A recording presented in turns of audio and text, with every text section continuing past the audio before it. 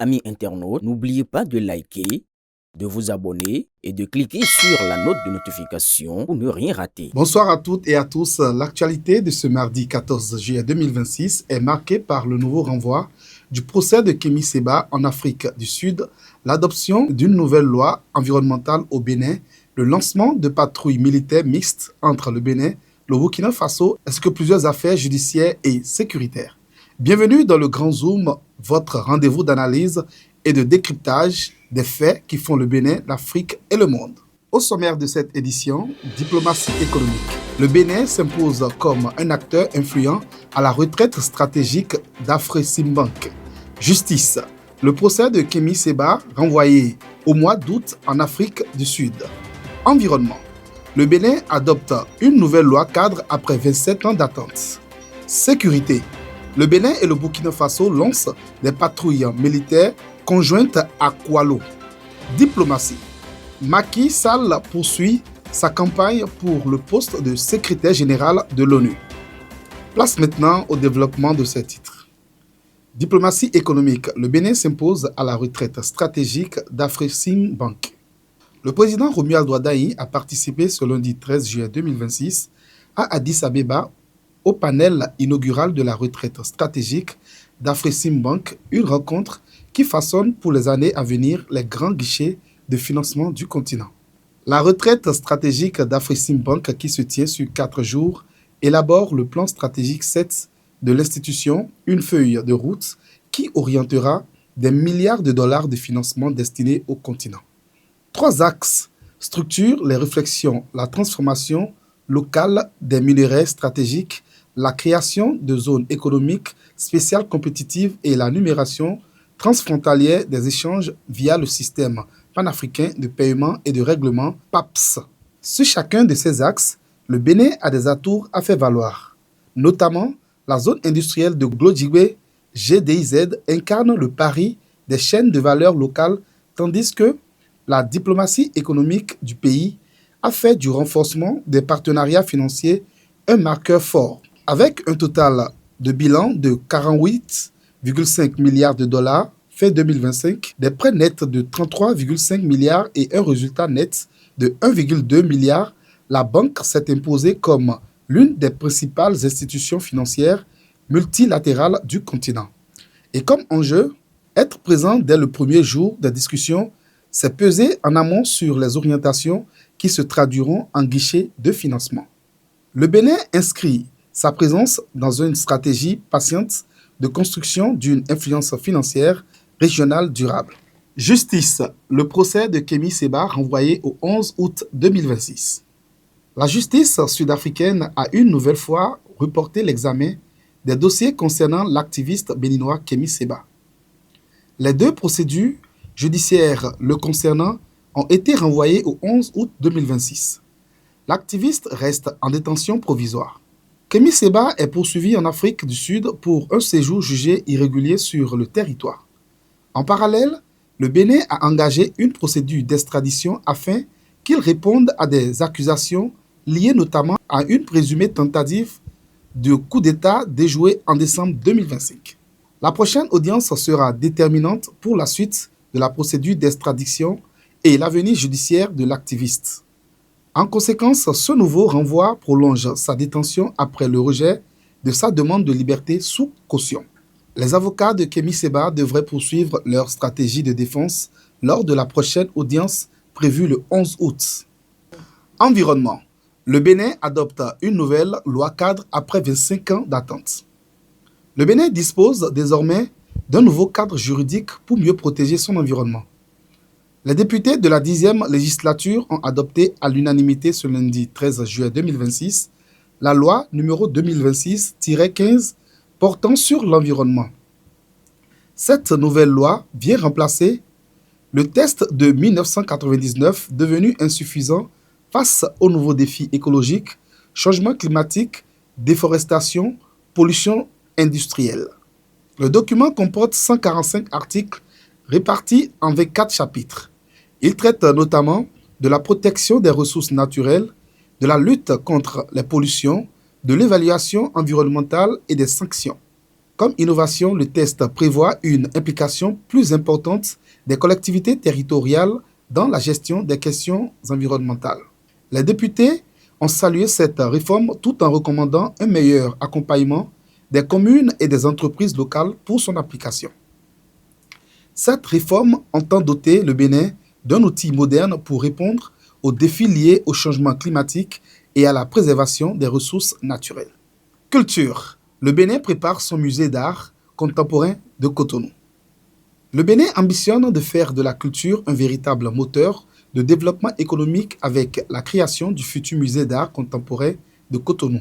L'Assemblée nationale a validé la convention de financement entre le gouvernement béninois et l'Agence française de développement AFD pour la réalisation du projet. Le financement s'élève à 30 millions d'euros, soit près de 19,7 milliards de francs CFA, comprenant un prêt et une subvention. Le musée ne sera pas seulement un espace d'exposition, mais un outil destiné à développer les industries culturelles et créatives, créer des emplois et valoriser les artistes béninois. Le projet prévoit également un accompagnement technique, une ingénierie muséale et le renforcement des compétences nationales dans le secteur culturel. Le gouvernement souhaite faire du MAC un levier d'attractivité culturelle et économique capable de positionner le Bénin sur la scène internationale. Les députés ont insisté sur l'utilisation de la main-d'œuvre locale et un suivi rigoureux de l'exécution du projet. Sécurité. Le Bénin et le Burkina Faso lancent des patrouilles militaires mixtes à Koualou. Face aux menaces sécuritaires dans la sous-région, le Bénin et le Burkina Faso renforcent leur collaboration militaire. Une unité de l'armée burkinabé a rejoint les forces armées béninoises le lundi 13 juillet 2026 pour le lancement de patrouilles conjointes dans la zone de Koualou, commune de Kouandé, département de la Takora. Cette initiative intervient dans un contexte marqué par la progression des groupes armés terroristes dans plusieurs zones frontalières de l'Afrique de l'Ouest. Les deux armées veulent améliorer la surveillance du territoire, renforcer l'échange de renseignements et mieux protéger les populations. Cette coopération doit permettre une réponse plus efficace face aux menaces transfrontalières. Cotonou et Ouagadougou comptent poursuivre cette collaboration afin de consolider la sécurité dans leur espace frontalier commun. Coopération Bénin-États-Unis. Les priorités du partenariat évoquées à l'Assemblée nationale. La coopération entre le Bénin et les États-Unis était au centre des échanges ce lundi 13 juillet 2026 à Porto Novo. Le président de l'Assemblée nationale, le professeur Joseph Fifame Djogbenou, a reçu en audience le chargé d'affaires de l'ambassade des États-Unis au Bénin, Sean Dixon. Les discussions ont porté sur le renforcement des relations bilatérales entre les deux pays, notamment dans les domaines du commerce et de la sécurité. Le diplomate américain a salué la disponibilité du président du Parlement béninois à poursuivre la dynamique de coopération. Cette rencontre traduit la volonté des deux pays de consolider un partenariat fondé sur des intérêts communs.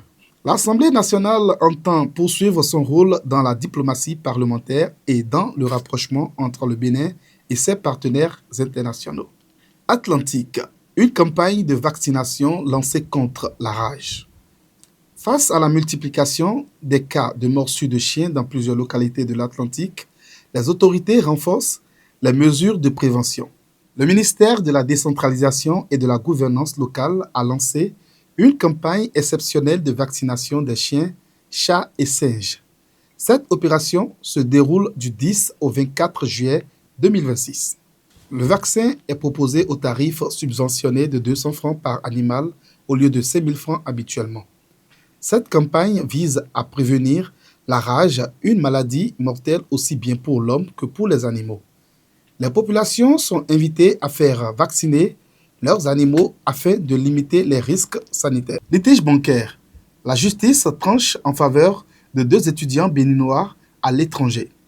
Le tribunal de commerce de Cotonou a rendu sa décision dans une affaire opposant deux étudiants béninois vivant à l'étranger à Aura Bank, Bénin et à la société Énergisal. Les deux étudiants reprochaient aux sociétés concernées de ne pas avoir exécuté plusieurs virements destinés au financement de leurs études. Ils avaient demandé la condamnation solidaire des deux structures au paiement de 30 millions de francs CFA en réparation du préjudice subi. Après examen du dossier, le tribunal a estimé qu'aucune faute ne pouvait être retenue contre Aura Bank concernant les virements non effectués. La demande de dommages et intérêts a donc été rejetée. La juridiction a toutefois constaté que les fonds étaient toujours disponibles et a ordonné à Aura Bank d'effectuer les virements restants au profit des étudiants. Diplomatie. Macky Sall poursuit sa campagne pour diriger l'ONU. L'ancien président sénégalais Macky Sall poursuit ses démarches pour accéder au poste de secrétaire général des Nations Unies. Macky Sall est attendu à Dakar le 17 juillet prochain pour rencontrer l'actuel président sénégalais Bassirou Diomaye Faye. Cette rencontre s'inscrit dans une série de consultations diplomatiques visant à obtenir des soutiens à sa candidature. Depuis l'annonce de son ambition, l'ancien chef de l'État multiplie les contacts avec plusieurs dirigeants et partenaires internationaux. Le soutien régional et diplomatique sera déterminant dans cette course à la direction de l'ONU. Macky Sall prévoit également un retour prochain au Sénégal pour échanger avec ses sympathisants. Faits divers. La session de l'émotion. 3 affaires marquent l'actualité sociale de ce mardi, illustrant les défis de la justice et de la sécurité. Criette, un étudiant poursuivi pour des publications visant son enseignante. Un étudiant est poursuivi pour harcèlement en ligne, diffamation et escroquerie numérique. Il lui est reproché d'avoir publié des photos de son enseignante accompagnées de commentaires jugés diffamatoires sur les réseaux sociaux. Le prévenu est resté silencieux face aux questions de la Cour sur les motivations de ces publications. Cette affaire rappelle l'importance d'un usage responsable des réseaux sociaux et du respect de la vie privée. Le dossier a été envoyé au 27 août 2026 pour la poursuite des débats. Tchaourou, 500 cartouches saisies par la police républicaine. La police républicaine a intercepté dans la nuit du 13 au 14 juillet 2026 un véhicule de marque Toyota Corolla transportant 500 cartouches de calibre 12 dans l'arrondissement de Bétérou. Les munitions étaient dissimulées dans le coffre du véhicule. Le convoyeur a été interpellé et placé à la disposition des services compétents. Les investigations se poursuivent afin de déterminer l'origine des cartouches et leur destination. Tchikandou, 840 000 francs en faux billets saisis. Un présumé faussaire arrêté. Le commissariat frontalier de police de Tchikandou a interpellé un individu après la découverte de 840 000 francs en faux billets. Le suspect a tenté d'expliquer la provenance des billets, mais ces justifications n'ont pas convaincu les enquêteurs. Le mis en cause devra répondre des faits de faux monnayage devant la justice. Les investigations continuent pour identifier d'éventuels complices. Ainsi s'achève cette édition du Grand Zoom de BLTV. Merci de votre fidélité au Grand Zoom de BLTV. Excellente soirée à toutes et à tous et à demain pour une nouvelle édition.